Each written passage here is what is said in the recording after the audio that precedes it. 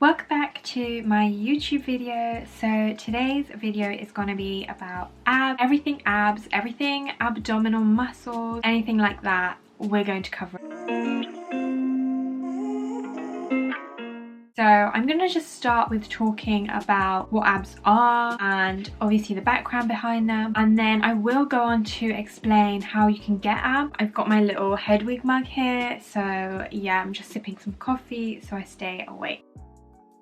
So firstly, what are abs? Abs are our abdominal muscles. Now they do reach from under your chest about up to, you can't really see, but just under your chest all the way down past your lower stomach to your pubic bone. So it's all the way down there. I'll try and insert a picture to just better explain that, and that is your abdominal muscle. Now it's important to know that everyone's genetics are different, so not everyone's abs will look the same, and you probably already know this because you probably see people who have very different abs. Some of the biggest like powerlifters, bodybuilders in the world have an amazing physique, but they do not have an 8-pack. They don't even have a 6-pack. Sometimes they just have a visible 2 or 4-pack, but they are very lean, and that's just because of their genetics. Whereas some women and men, for example, have very little fat on their stomach, which means you can see their abdominal muscles a lot more than someone else whose genetic doesn't allow that. So although you see someone, let's say like a fitness trainer, who's selling you their ab guide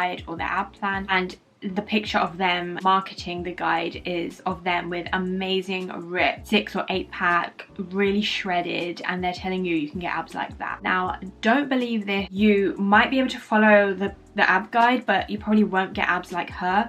Even if she literally told you what to eat exactly like she did on a caloric deficit, doing the exercises she is, you probably won't get abs like her. You might actually get an amazing body and lose a lot of fat from the stomach, but your abs might not be visible. A very important thing is do not compare yourself to anyone on your fitness journey, because you can look totally different to them, and you're only striving for the best version of yourself, not to look like somebody else. It's also important to note that for women, losing all of your stomach fat is quite dangerous and is not advised, and is also not realistic. So women that you see, and I am focusing this video more towards women than men, it might be useful for men as well, but if you see a woman with an amazing pair of abs and she's a competitor, so she competes in body aesthetic and bikini modeling, things like that, then obviously she's been on a very like reduced calorie intake in order to get that kind of body and that physique, but she's competing and she's only doing this temporarily. Chances are she's had to cut out a lot of things, and it's not fun, it hasn't been joyful. You know, the end result of probably winning or getting a 2nd or 3rd is amazing, but it's not sustainable. So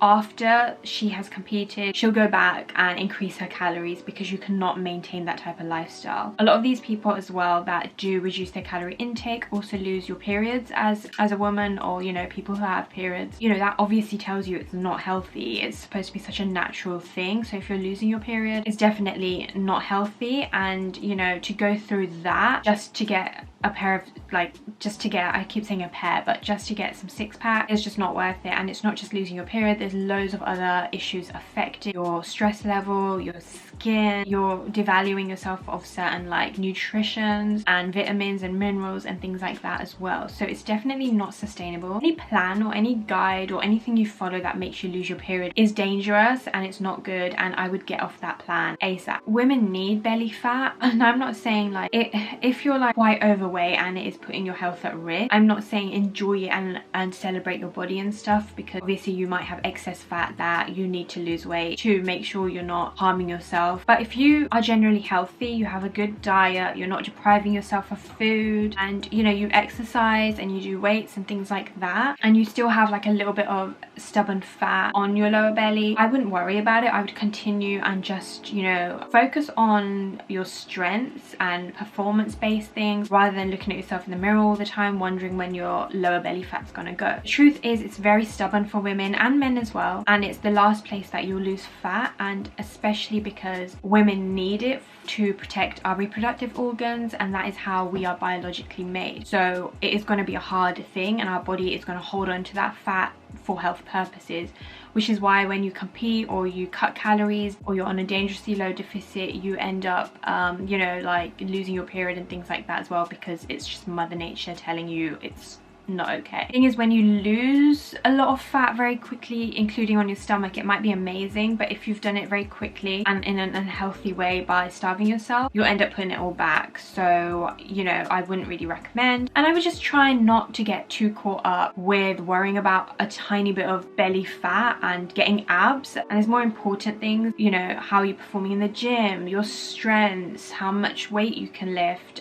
maybe having strong legs and lean muscle. But having said that, I mean, if you still kind of want to maybe just lose fat around the body, we obviously can't target fat loss, so you can't really be doing loads of crunches and sit-ups in order to get abs. The main thing is you do need to be in a caloric deficit, so you do need to be eating slightly less calories than your body needs, or and just increasing your steps, so going for more walks, walking more than like driving, and just increasing your like energy output. So obviously weight training is amazing. You cannot get great abs and a lean stomach by just doing ab exercises and just doing crunches. Although ab exercises and ab circuits are amazing for core strength and they can be used as a little cardio circuit, you know, resistant training, you can always add a few weights and bands and all of that in there, but just doing that in order to get abs is not the way forward. You need to be doing weightlifting and strength training and progressive overloading all your weights, so increasing your weight every month or so. And every exercise can be an ab exercise if you actually engage your core in it. So when you're squatting, you need to engage your core to squat. You need to make sure that, you know,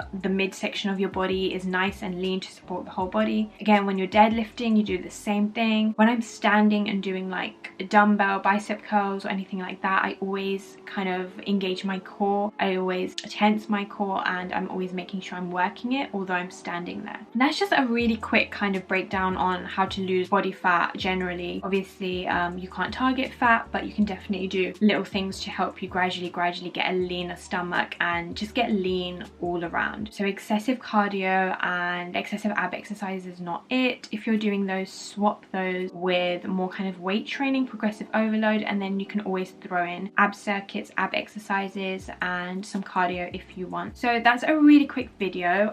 You know, usually the case is you think you're going to be happy when you get abs, and the reality is you'll be more miserable trying to get there and reach abs because you can't eat certain things, you can't go out with your friends, you're too kind of stuck up counting calories, and that's just a miserable life. And trust me, you know, when you get abs, like, it's not going to be a joyous ride. And again, if you have really clean abs, it's probably not going to be very healthy for your body. So I say work on the rest of your body, embrace that little lower belly fat, focus on your strengths, and everything will work and kick in. And if and when you lose that belly fat and get a nice lean core and stomach, and that'll be a byproduct of you doing everything else correctly. So I've also included a little ab circuit here. It's just a really simple ab circuit. I do these sometimes after my weight training sessions, but it's just 4 exercises and I'm just doing them in a circuit style, but I hope you enjoy them. They're really good for core strength as well. Hopefully you enjoy it. Don't forget to like this video and subscribe to my channel, and if you have any questions, do let me know.